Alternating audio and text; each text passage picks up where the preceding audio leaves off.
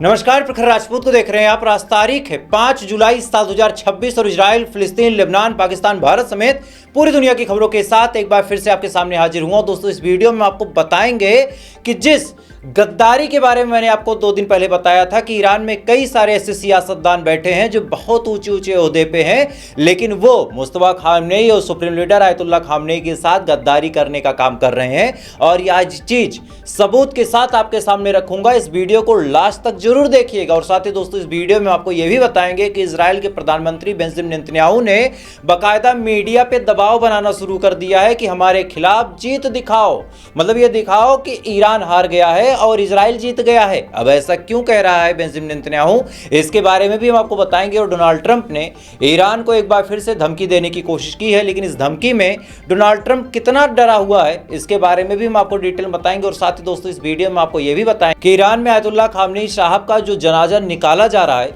उस जनाजे में ऐसे ऐसे लोग आपको देखने को मिलेंगे जिनको ढूंढने के लिए, जिनको खोजने के लिए, चाहे अमेरिका हो, चाहे इंटरपोल हो, चाहे इजराइल हो, ये तमाम लोग परेशान थे, आज तक नहीं खोज पाए, लेकिन फाइनली वो भी मिल गए और उनका भी दीदार हो जाएगा। साथ ही भारत की कई ऐसी खबरें हैं जिनके बारे में आपका जानना जरूरी है और उन तमाम बड़ी खबरों के बारे में हम आपको डिटेल बताएंगे। इस वजह से अगर आप चैनल पर नए हैं तो वीडियो को लाइक जरूर कर लीजिएगा, चैनल को सब्सक्राइब जरूर कर लीजिएगा और साथ ही कमेंट में आपका क्या नाम है आप कमेंट करके मुझे बताइएगा, ताकि मुझे पता चले कि ये जो प्रखर राजपूत का बड़ा सा परिवार है, इस परिवार में कहां कहां के लोग जुड़े हुए हैं। तो बिना किसी देरी के सबसे पहली खबर का रुख करते हैं। और सबसे पहली खबर दोस्तों, आए दिन आपको ये प्रोपेगेंडा देखने को मिला होगा कि आयतुल्लाह खामनेई साहब का जनाजा निकला है, लेकिन कितने बदनसीब आयतुल्लाह खामनेई साहब हैं कि उनके बेटे ही नहीं पहुंच पाए। ये प्रोपेगेंडा आपको अक्सर सुनने को मिला। बड़े बड़े मुसलमान यूट्यूबर जो केवल पैसा कमाना चाहते हैं सोशल मीडिया से, जो रिसर्च नहीं कर सकते, जो कोई काम नहीं कर सकते, जिनकी अपनी कोई टीम नहीं है, जो मेहनत नहीं करना चाहते, वो 4-6 बड़ी खबरों को मिर्च मसाला लगा के बता देते हैं और ये बता देंगे कि सुप्रीम लीडर के जनाजे में उनका कोई भी बेटा नहीं पहुंचा। लेकिन अब आपको सबूतों के साथ एक चीज बताता हूं, तवज्जो के साथ सुनिए। सबसे पहले स्क्रीन पे आप ये वीडियो देखिए। इस वीडियो में आप देख रहे होंगे कि 2 से 3 लोग रो रहे हैं और जो कैमरे के मेन फोकस पे हैं। अब आपको जान के हैरानी होगी कि ये तीनों लोग कोई और नहीं, हमारे रहबर सुप्रीम लीडर आयतुल्लाह खामनेई साहब के बेटे हैं। जी हाँ, सुप्रीम लीडर के 4 बेटे थे, इनमें से 3 बेटे हैं जिनको आप स्क्रीन पे देख सकते हैं। इनमें से एक का नाम है मुस्तफा खामनेई, दूसरे का नाम है मारजूद और तीसरे का नाम मेहसम। मुस्तफा, मेहसम और मारजूद, ये तीनों सुप्रीम लीडर आयतुल्लाह खामनेई साहब के बेटे हैं और ये तीनों ही जनाजे में देखे गए। अब आप सोचिए कि एक तरफ इजराइल इतनी धमकी दे रहा है, एक तरफ अमेरिका इतनी धमकी दे रहा है, लेकिन इसके बावजूद भी सुप्रीम लीडर के तीनों बेटे उनके जनाजे पे मौजूद रहे। और ना केवल मौजूद रहे बल्कि कैमरे के सामने भी आ गए, ये दिखा भी दिया कि बेटा मैं तो सामने हूं, जिससे जो बन पड़ता हो, जो उखाड़ सकता हो उखाड़ ले। अब रही बात सुप्रीम लीडर आयतुल्लाह खामनेई साहब के जो बेटे से मुस्तफा खामनेई है, उनके बारे में भी खबर यह है कि मुस्तफा खामनेई अपने पिता के जनाजे में आए तो थे। उन्होंने बाकायदा ये ट्वीट करके बताया भी कि मैं आया था, मैंने अपने पिता को सामने से देखा, सामने से देख के मैंने एक अलग लेवल की एनर्जी महसूस की। मुझे ऐसा लगा कि हाँ, मेरे सामने एक ताकत का पहाड़ लेटा है। ये बात उन्होंने बोली। इसका मतलब बड़ा साफ है कि वो चोरी से आए तो थे। अब बहुत सारे लोग ये सवाल पूछ सकते हैं कि भाई साहब क्यों नहीं आए, उनके पिता थे, उनके वालिद थे, वो सुप्रीम लीडर हैं, लेकिन वो डर के छुप के बैठे। तो ऐसा नहीं है। देखिए, आज वो मुस्तफा खामनेई जो हैं, वो सुप्रीम लीडर के बेटे तो हैं, लेकिन अब वो एक छोटी बात है। बड़ी बात यह है कि वो पूरे ईरान के नए सुप्रीम लीडर हैं और आने वाले टाइम में उनकी जो शख्सियत, जो कदकाठी होगी, वो इन्हीं की तरह होगी। आपको याद होगा इससे पहले जो पुराने सुप्रीम लीडर थे, जिनका नाम था खुमैनी साहब, खुमैनी साहब भी जब शहीद हुए थे, उनके जनाजे में भी ऐसी भीड़ उमड़ी थी। उस समय लोग मुस्तफा खामनेई को या फिर उनके वालिद, जो अभी के सुप्रीम लीडर रह चुके हैं, आयतुल्लाह खामनेई साहब को उतनी तवज्जो नहीं देते थे। उस टाइम लोगों के दिमाग में क्या था कि खुमैनी साहब हमारे सुप्रीम लीडर हैं, चले गए। लेकिन उसके बाद जो आयतुल्लाह खामनेई साहब थे, उन्होंने उस गद्दी को संभाल के मेंटेन किया, अपने आप को सुरक्षित भी रखा, ताकि ईरान की जो आवाम है वो बिदक न जाए, वो परेशान ना हो, उसको कुछ इधर उधर के ख्याल ना है, उसको लगे कि हाँ, हमारा सुप्रीम लीडर, हमारा रहबर हमारे साथ है। और अब सेम काम दोस्तों मुस्तफा खामनेई को करना पड़ेगा। आज वो एक बेटे हैं, लेकिन आज ईरान में उनके लाखों बेटे हैं, आज वो लाखों लोगों के सुप्रीम लीडर हैं। ऐसे हाल में उनको अपनी जान की हिफाजत करनी पड़ेगी, क्योंकि अगर ऐसे नाजुक मौके पे वो जोश में आके, खरोश में आके, रिस्क लेके पब्लिकली आ जाते हैं और खुदा ना खास्ता उनके साथ कुछ ऐसा हो जाता है तो फिर आवाम का जो मनोबल है वो टूट सकता है। और यही वजह है कि मुस्तफा खामनेई अपने पिता के उस पार्थिव शरीर को देखने के लिए आते हैं, बाकायदा जो उनके रीति रिवाज थे उसको करते हैं और करके सुरक्षित वहां से कहीं चले जाते हैं। अब वो कहाँ हैं, ईरान में है या फिर ईरान के बाहर हैं, इसके बारे में अब किसी को कोई जानकारी नहीं है। अब सुनिए, इधर तो आपको खामनेई साहब के बेटों के बारे में मैंने आपको बताया, अब स्क्रीन पे आप एक वीडियो और देखिए, और ये वीडियो किसी और का नहीं है। ये वीडियो एक ऐसे IRGC कमांडर का है जिसको फरवरी महीने से आज तक, चाहे CIA हो, चाहे मोसाद हो, चाहे सिनबेट हो, चाहे FBI हो, अलग अलग ग्रुप खोज रहे हैं। यानी इजराइल और अमेरिका हाथ पांव धो के पीछे पड़ा है, लेकिन इसके बावजूद भी इनको पा नहीं पाया। लेकिन इसके बावजूद इस वीडियो में आप साफ तौर पे देख सकते हैं कि बाकायदा कैमरे पे आके वो सुप्रीम लीडर आयतुल्लाह खामनेई साहब के उस पार्थिव शरीर के सामने प्रेयर कर रहे हैं। इनका नाम अहमद वहीदी है। अहमद वहीदी IRGC के वो कमांडर हैं जो इजराइल और अमेरिका के लिए एक नासूर बन चुके हैं। इन्होंने ऐसे ऐसे जख्म दिए हैं इजराइल और अमेरिका को कि उन जख्मों से इजराइल और अमेरिका निकल नहीं पा रहा, लेकिन इसके बावजूद भी आज ये कैमरे के सामने है। तो जिन हरामखोरों को ये लगता है कि ईरान की आवाम कमजोर है, जिन हरामखोरों को लगता है कि ईरान के लोग बुज़दिल हैं, डर गए, आज उनके मुंह पे ये वीडियो थूक के मारिएगा और बताइएगा कि देख लो ईरान के कौन कौन सी शख्सियत के लोग कहां कहां पहुंचे हैं। खैर, अभी मैंने आपको शुरुआत में एक शब्द बोला था कि ईरान में कई सारे ऐसे हरामखोर पॉलिटिशियन हैं जो अमेरिका की चाटते हैं। और इसका सीधा एग्जांपल दोस्तों आपको देखना हो तो वैसे ही आप देखें कि मोसाद और CIA ने अपना काम जब शुरू किया तो अलग अलग जगहों पे प्रोटेस्ट हुए, अलग अलग नेता उसमें खुल के निकल के सामने आए, बाकायदा लोकेशन तक रिवील हो गई, खामनेई साहब कहाँ बैठे हैं, कहाँ खाना खा रहे हैं, इसके बारे में इजराइल और अमेरिका को जानकारी लग गई। तो कोई अंदर का तो गद्दार है, आम आदमी गद्दारी करके भी नहीं जा सकता, क्योंकि टॉप लेवल के लोगों को यह जानकारी होती है कि आयतुल्लाह खामनेई कहाँ है, इसके अलावा उनका परिवार कहाँ है, ये सब टॉप लेवल के लोग जानते हैं। और उसी का अब आप एक अलग अपडेट देखिए। खबर आपकी स्क्रीन पे है, आप देख सकते हैं। इस खबर में साफ तौर पे आप पढ़ सकते हैं कि ईरान के राष्ट्रपति महमूद पेजेश्कियान ने मुस्तफा खामनेई के सामने धमकी दी है। ध्यान दीजिएगा, बहुत तवज्जो के साथ एक एक शब्द मेरे सुनिएगा, एक एक जुमले को पकड़िएगा कि भाई साहब अब जो राष्ट्रपति है उसने सुप्रीम लीडर को धमकी दी है, और धमकी में क्या कहा है वो समझिए। अलग अलग न्यूज़ है, कोई एक न्यूज़ होती तो मैं आपको ना बताता, अलग अलग अगर आप सेम गूगल करेंगे आपको सेम आर्टिकल भरे मिलेंगे। खबर यह है कि पेजेश्कियान ने कहा कि अगर अमेरिका के साथ डील फेल होती है और अगर IRGC और सुप्रीम लीडर ये जिद करते हैं कि डील नहीं करनी है तो ऐसे हाल में मैं अपने पद से इस्तीफा दे दूंगा। यानी पेजेश्कियान ने ब्लैकमेल किया है मुस्तफा खामनेई को और कहा है कि अगर डील नहीं होती है, अगर अमेरिका इस डील से पीछे हट जाता है या फिर ईरान पीछे हट जाता है तो ऐसे हाल में हम इस्तीफा दे देंगे।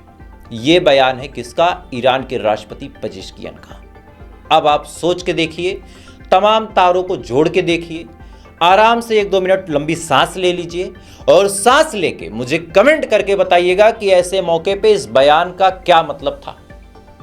ऐसे मौके पे इस बयान का क्या मतलब था, ये बात आप मुझे समझाइए, क्योंकि मैं बोलूंगा तो ज्यादा बोल जाऊंगा और कई सारे लोग हैं नाराज हो जाएंगे। खैर, इधर ये तमाम चीजें चल रही है, इधर इजराइल अब नए लेवल पे अपनी जीत के ढोल बजाने पे अड़ गया है।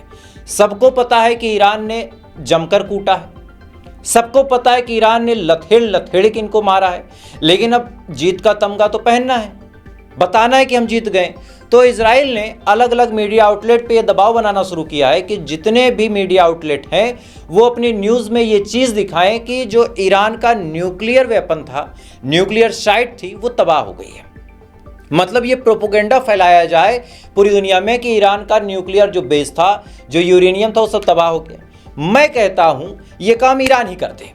ईरान खुद अपने मुंह से मान ले कि हाँ भाई, हमारा न्यूक्लियर बेस जो था, जहां हमने यूरेनियम इनरिच करके रखा था, सब तबाह हो गया, हमारी यूरेनियम बर्बाद हो गया। ये तो ईरान के हक की बात है भाई। हम भी मान लेते हैं कि सब बर्बाद हो गया, तो फिर डील में न्यूक्लियर क्यों? जो चीज बर्बाद हो गई है उसको रोकने के पीछे इतना अमेरिका और इजराइल परेशान क्यों? भाई अगर बर्बाद हो गई है तो क्यों परेशानी है? समझिएगा बात। खैर, इधर दोस्तों डोनाल्ड ट्रंप ने बेंजामिन नेतन्याहू को एक बार फिर से सुना दिया। दरअसल बेंजामिन नेतन्याहू ने बार बार प्रेशर बनाया, बार बार ये कोशिश की कि जंग रुके ना, जंग चलती रहे। डील में भी बेंजामिन नेतन्याहू अपने हक की बात रख रहा था। इसी दौरान डोनाल्ड ट्रंप ने बेंजामिन नेतन्याहू को समझाते हुए कहा कि तुम्हें याद रखना चाहिए कि हु इज द बॉस, मतलब पापा कौन है, ये बात मत भूलो। अब हालांकि पापा असल में बेंजामिन नेतन्याहू ही है डोनाल्ड ट्रंप का, क्योंकि डोनाल्ड ट्रंप को चुनाव जितवाने वाला बेंजामिन नेतन्याहू, डोनाल्ड ट्रंप को बार बार ब्लैकमेल करने वाला बेंजामिन नेतन्याहू, और आज तक डोनाल्ड ट्रंप अपने मन से कोई भी बात इजराइल से मनवा नहीं पाया। तो असली पापा कौन है ये तो सबको पता है, लेकिन वो बात नहीं है। लेकिन डोनाल्ड ट्रंप और बेंजामिन नेतन्याहू के बीच तकरार हो रही है, ये मेन खबर है, इस चीज को आप समझिएगा। खैर, इधर स्टेट ऑफ हार्मोज को लेकर बड़ा बयान निकल के सामने आया है। प्रेस टीवी की ये रिपोर्ट है जिसको आप अपनी स्क्रीन पे देख रहे हैं। प्रेस टीवी में साफ तौर पे ये खबर छपी है कि ईरान के डिफेंस मिनिस्टर ने, जी हां, ईरान के डिफेंस मिनिस्टर ने साफ तौर पे ये बात बोली है कि हमें अमेरिका पे बिल्कुल भी एतबार नहीं है। जी हां, हमें अमेरिका पे बिल्कुल भी एतबार नहीं है, और अगर अमेरिका स्टेट ऑफ हार्मोज में कोई खेल करने की कोशिश करता है तो ऐसे हाल में हम मुंहतोड़ जवाब देंगे। अब ये बात कहां से आई? दरअसल हुआ क्या कि फ्रांस ने बीच में कहा था कि हम स्टेट ऑफ हार्मोज को साफ करेंगे, और न केवल साफ करेंगे बल्कि स्टेट ऑफ हार्मोज में सही रास्ते बनाएंगे और ईरान को उन रास्तों से दूर रखने का काम करेंगे। बल्कि सच्चाई ये है कि ऐसा कोई कुछ कर भी नहीं सकता, चूंकि ओमान के साइड से कई सारे जहाज पार हो रहे थे। लेकिन आप मैप में देखें कि अब गल्फ ऑफ ओमान तक IRGC के जो नेवल बोट्स के मेंबर हैं वो अपनी नाव पे बैठ के पेट्रोलिंग कर रहे हैं कि अगर कोई भी जहाज ओमान के साइड से पार होने की कोशिश करता है तो हम वहां भी हमला कर देंगे। यानी ईरान ने कंप्लीटली स्टेट ऑफ हार्मोज पे, यानी ईरान का भी हिस्सा, इंटरनेशनल वाटर और इधर जो ओमान के साइड है, इन तीनों ही इलाकों पे अपना कब्जा जमा लिया है। और ये चीजें अमेरिका की आंख के आगे हुई, अमेरिका कुछ नहीं कर पाया। खैर, इसी दौरान दोस्तों सबसे बड़ी अपडेट ये निकल के सामने आ रही कि सुप्रीम लीडर के जनाजे के दौरान एक आतंकवादी संगठन ने प्लान बनाया था, और ये चीजें हमारे देश की गोदी मीडिया नहीं दिखा रही, ये ईरान की ही प्रेस टीवी ने दिखाया है। दरअसल 4 लोग अलग अलग हथियारों के साथ वहां पे पहुंचे थे। उनका प्लान ये था कि इतनी बड़ी भीड़ है, यहाँ पे एक धमाका किया जाए और धमाका करके फियादीन हमले की तरह ताबड़तोड़ गोलियां चलाई जाएं और जितने लोगों को मार सकते हैं मार ले।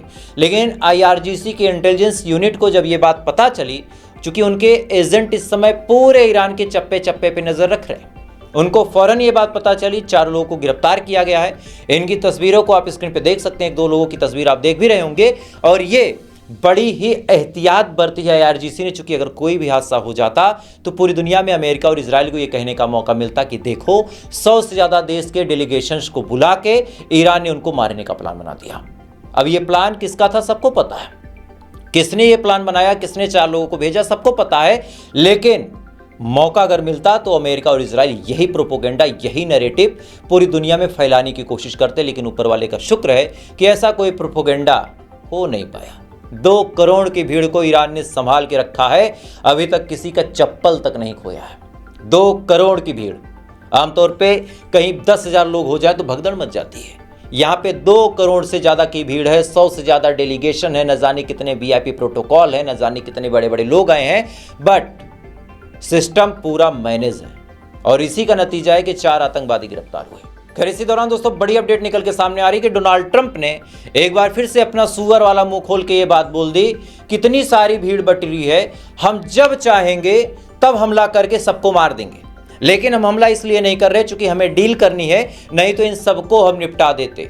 मतलब लाखों लोगों को मारने की बात डोनाल्ड ट्रंप कर रहा, लेकिन पूरी दुनिया की नजर में यह जेनोसाइड नहीं है। अगर यही बात ईरान कर देता, चूंकि अभी ईरान में माहौल बड़ा गर्म था, death to America, death to Israel, kill Trump, kill Bibi, मतलब नेतन्याहू, इन सबको मारने के नारे लगे। और इसको लेके अमेरिका और इजराइल ये प्रोपोगेंडा फैला रहे, खासकर इजराइल तो ज़्यादातर फैला रहा है और कह रहा है कि देखो भैया, इंसानियत को ख़त्म करने की बात ईरान कर रहा है। लेकिन इधर 2 करोड़ लोग, 100 से ज़्यादा देशों के डेलीगेशन, इसके बावजूद भी डोनाल्ड ट्रंप का कहना है कि हम जब चाहते हमला करके सब कुछ खत्म कर देते, लेकिन हमें डील करनी इस वजह से नहीं कर रहे हैं। अगर डोनाल्ड ट्रंप ये बात बोलता कि भाई वहाँ पे पब्लिक है, लोग मौजूद हैं, तब तो थोड़ी सी बात सही भी लगती। लेकिन इनका कहना यह है कि भाड़ में जाओ सब लोग, हमें केवल डील करनी थी, इस वजह से हमला नहीं कर रहे हैं। लेकिन कोई भी पूरी दुनिया में ऐसा सूरमा नहीं कि इस चीज़ को कंडेम करे, और यही पूरी दुनिया की सच्चाई है। खैर, इधर ये तमाम चीज़ें तो चल रही है। भारत से 3 बड़ी खबरें आपको बताता हूं, और इन तीनों खबरों को बड़े तवज्जो से सुनिएगा, बड़ा मजा आएगा। पहली खबर यह है कि जापान की प्राइम मिनिस्टर भारत के दौरे पे आई हैं। मोदी साहब के साथ उनकी मुलाकात हुई, मुलाकात होने के बाद लंबी बातचीत हुई। लेकिन जैसे ही बातचीत शुरू हुई, चाइना ने साफ तौर पे कहा कि जापान से भारत भले ही मिल रहा है, लेकिन उसको इस बात का ध्यान रखना चाहिए कि कभी भी भारत और जापान मिलकर चाइना को टारगेट ना करें। मतलब सीधा सीधा एक तरह से वार्निंग दे दी बिना किसी बात के चाइना ने। अब सुनिए, मोदी साहब के जो सपोर्टर हैं उनका ज्ञान और इनका जनरल नॉलेज इतना आगे है कि इसको सुनेंगे तो आपको हंसी आएगी। पहली खबर स्क्रीन पे है आपके, और वीडियो दिखा रहा हूं कि एक पत्रकार ने राम मंदिर घोटाले के मामले में एक महिला से पूछा कि मैम एक बात आप बताएं, घोटाला हुआ है, किसकी गलती है? उस महिला ने कहा कि चूंकि अयोध्या में कांग्रेस की सरकार है। अब अयोध्या में कांग्रेस की सरकार कैसे मुझे नहीं पता, लेकिन उनका कहना यह है कि अयोध्या में कांग्रेस की सरकार है, इस वजह से घोटाला हुआ। सुनिए जरा। जो आप दान करते हैं डोनेशन, उसका चोरी हो गया, लोगों ने मिसयूज कर दिया, तो आप कांग्रेस पार्टी है ना, कांग्रेस पार्टी है ना यहाँ। बीजेपी है, बीजेपी यूपी में बीजेपी है, यूपी है बीजेपी नहीं, यहाँ अयोध्या में लोकल है ना, लोकल कांग्रेस पार्टी है ना। इसलिए कौन है लोकल एमएलए, कौन है? इस वीडियो में आप साफ तौर पे सुन सकते हैं कि भैया नई जानकारी आई है अंधभक्त मंडली की जो महत्वपूर्ण व्हाट्सएप यूनिवर्सिटी है वहां से, कि भैया अयोध्या में कांग्रेस की सरकार है। अब ये सरकार कैसे मुझे नहीं पता। पत्रकार बेचारा समझाता थक गया, महिला सुनने को तैयार नहीं। इधर हमारी स्थिति ये है कि भारत के लोगों को ठूस ठूस के E20 पेट्रोल दिया जा रहा है, जिससे लोगों की गाड़ियां खराब हो रही।